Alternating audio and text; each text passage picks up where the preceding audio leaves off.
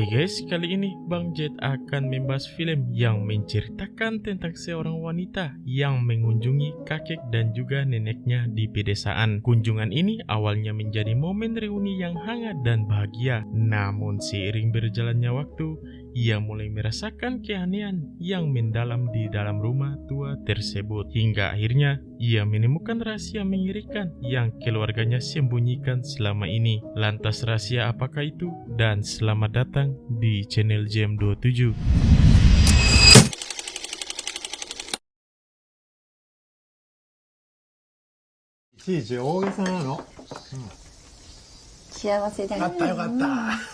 Film ini dimulai dengan kehangatan sebuah keluarga cemara yang sedang menyantap hidangan miso bersama-sama. Di saat itu pula si nenek dan si kakek merasa senang karena keluarganya selalu terlihat sehat dan berbahagia.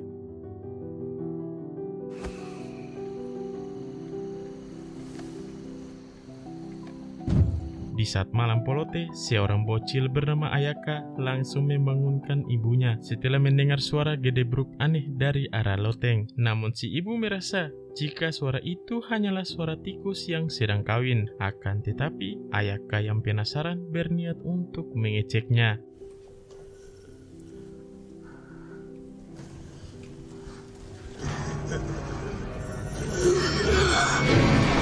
Oh my lord! Seketika Ayaka pun syok saat mengalami mimpi buruk dari kenangannya ketika masih bocil. Kira-kira sosok apa yang dia lihat? Coba kalian replay saja. Beberapa saat kemudian, Ayaka mendapat telepon dari orang tuanya jika mereka akan menunda keberangkatannya ke rumah si nenek. Karena saat ini adik Ayaka tiba-tiba sakit tipes. Lantas Ayaka yang terlanjut memesan tiket kereta terpaksa harus pergi sendirian ke rumah neneknya.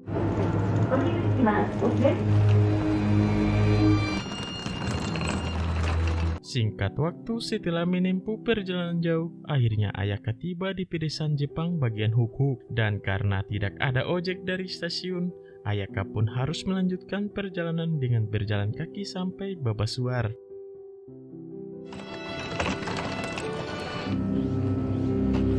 Setibanya di tempat tujuan, Ayaka langsung disambut hangat oleh nenek dan kakeknya yang masih terlihat sehat walafiat. Sesaat kemudian sambil meminum oka panas, Ayaka berkata jika saat ini dirinya baru lulus kuliah kedokteran dan sedang dalam proses penerimaan kerja di PT IWIB Kimochi.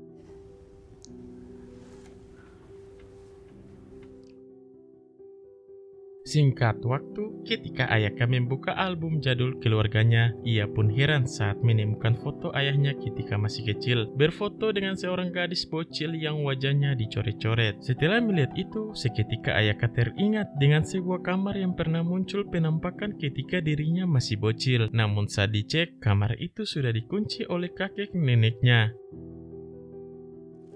Baca. Saat malam polote, Ayaka bersama kakek dan neneknya terlihat sedang menyantap hidangan miso yang merupakan menu wajib ketika sedang kumpul keluarga. Namun di saat itu pula, Ayaka pun heran saat kembali mendengar suara gedebruk di lantai 2.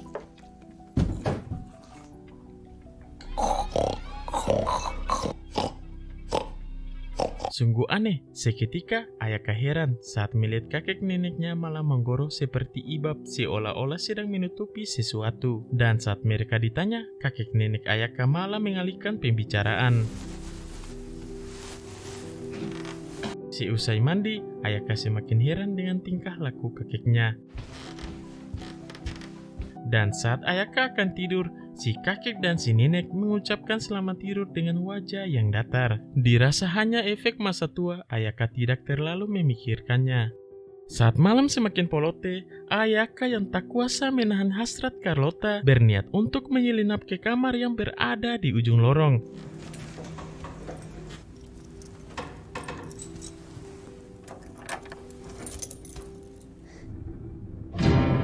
Oh my god, sontak Ayaka pun panik saat aksinya diketahui oleh si nenek. Lalu tiba-tiba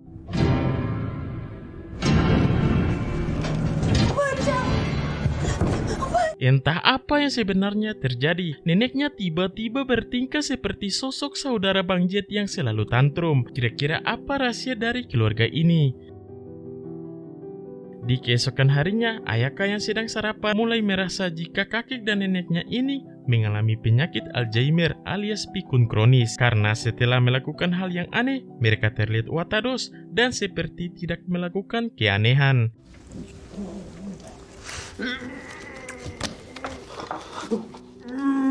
Oh my lord, seakan melihat Swangi. Seketika Ayaka syok hancur saat ia melihat sosok pria bogel dengan mata dan mulut yang dijahit. Namun saat Ayaka ketakutan, si kakek dan si nenek langsung membawa pria ini kembali ke kamarnya.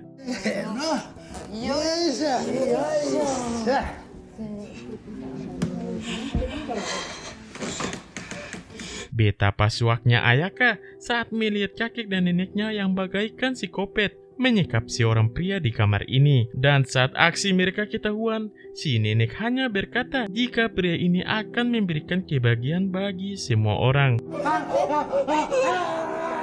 Setelah Ayaka ketakutan, si kakek berkata jika mereka harus memberitahu tentang tradisi di keluarganya.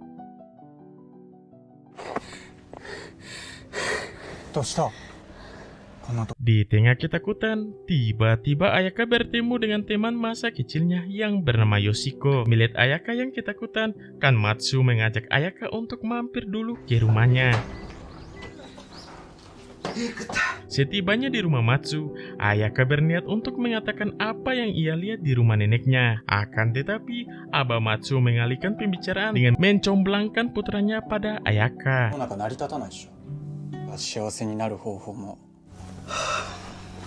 Setibanya di dapur, Ayaka yang tidak bisa membiarkan kejahatan terjadi langsung menceritakan semuanya pada Yoshiko. Sekembalinya ke rumah si nenek, Ayaka meminta Yoshiko untuk menunggunya sementara ia akan mengambil kunci kamar terlebih dahulu. Sontak Ayaka pun heran saat melihat neneknya muntah-muntah seperti orang bunting dan bergegas melanjutkan aksinya. Sesampainya di kamar penyekapan, mereka langsung membebaskan pria tuir yang bernama Keiji.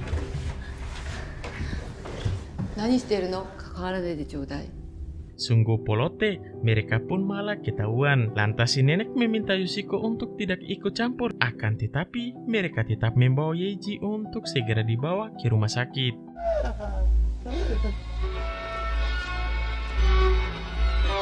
Sementara di sisi lain, orang tua Ayaka sedang dalam perjalanan menuju rumah si nenek. Di sini, Ayaka dan Yoshiko yang sedang mengikuti Keiji merasa aneh. Lalu, tiba-tiba...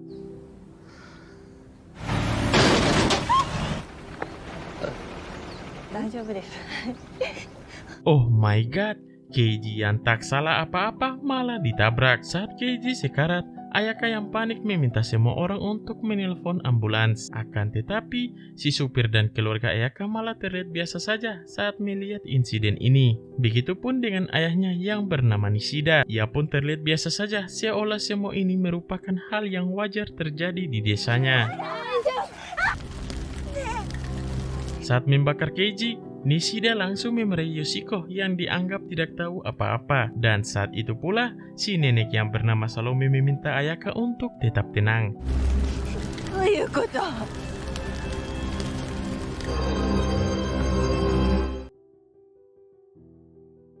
Di malam harinya, Ayaka berusaha menanyakan apa yang sebenarnya terjadi. Kalau tidak, ia tidak akan segan-segan untuk melaporkan hal ini pada Ladusing. Namun bukannya menjawab, mereka malah sibuk untuk bersiap makan malam. Dirasa keluarganya sudah sinting, Ayaka pun berniat untuk pergi dari rumah ini.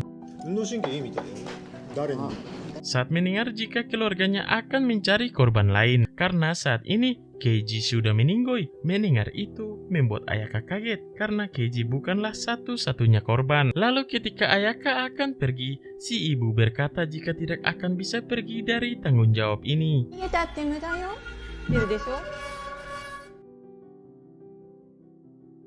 Di keesokan harinya, saat sedang melihat bangke Keiji, tiba-tiba Ayaka dihampiri seorang emak bernama Hana. Lantas Hana pun memohon untuk jangan memilih keluarganya sebagai tumbal berikutnya. Dan benar saja, para warga di desa ini sudah biasa melakukan hal tersebut. Kemudian Hana pun menyarankan Ayaka untuk mencari korban lain di luar desa ini. Hingga di tengah perbincangan, tiba-tiba Ayaka teringat pada sesuatu.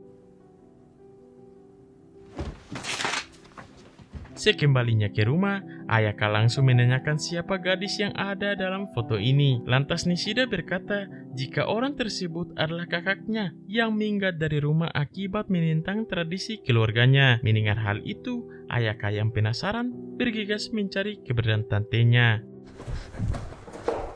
わからんの。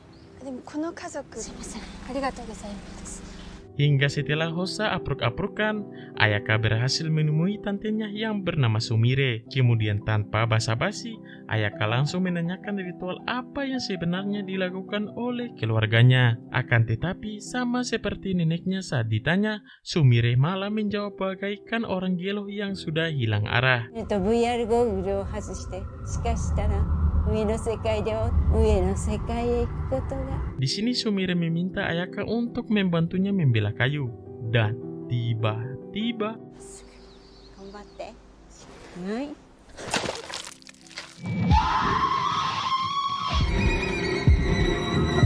Oh my lord, rupanya Sumire yang sudah lelah memutuskan untuk mati di tangan keluarganya. Dan ternyata Sumire yang tidak bisa lari dari takdir keluarganya sempat melakukan ritual yang sama meski hanya pada satu orang saja.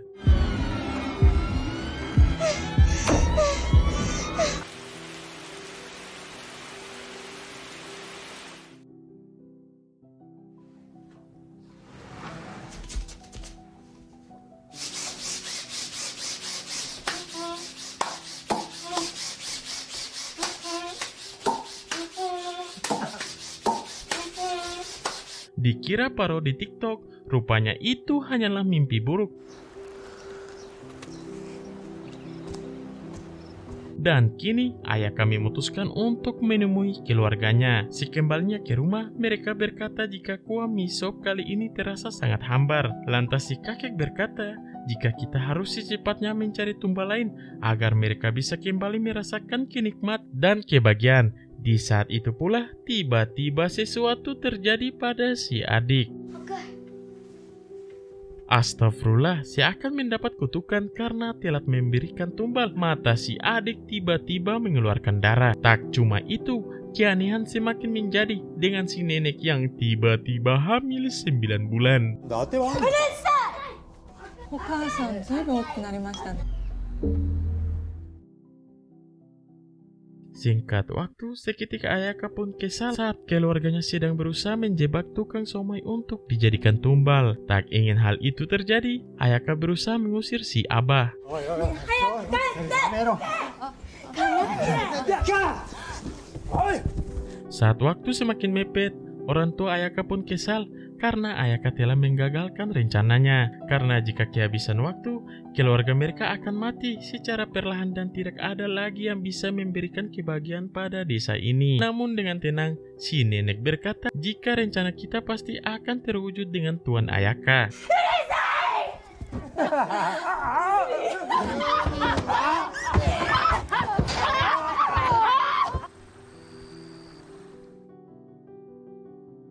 Di malam harinya, Ayaka yang kebingungan berniat menemui Yoshiko. Namun setibanya di rumah Yoshiko, Ayaka pun syok saat melihat Yoshiko sedang meratapi ayahnya yang kini sudah tiada. Dan kini, Yoshiko mulai percaya jika ritual yang keluarga Ayaka lakukan benar-benar membawa kebahagiaan pada desa ini. Karena sekalinya dihentikan, Yoshiko langsung mendapat kesialan dengan ayahnya yang kini tiba-tiba meninggoy. Hingga di tengah obrolan, tiba-tiba sesuatu terjadi pada Ayaka.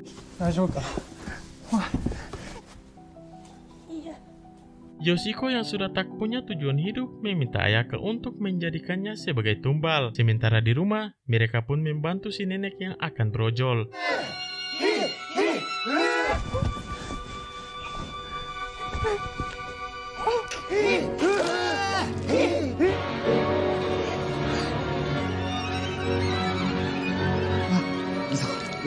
Terus. Sesaat kemudian mereka pun menyambut Ayaka yang kini membawakan Yoshiko untuk dijadikan tumbal. Akhirnya Ayaka pun hanya bisa menerima takdir jika ingin keluarganya dan juga orang-orang desa mendapat kebahagiaan. Singkat cerita, Ayaka yang kembali ke Tokyo kini berpacaran dengan seorang dokter spesialis ambien. Hingga setelah cukup lama mengenal, Ayaka berniat membawa pacarnya ini ke rumah.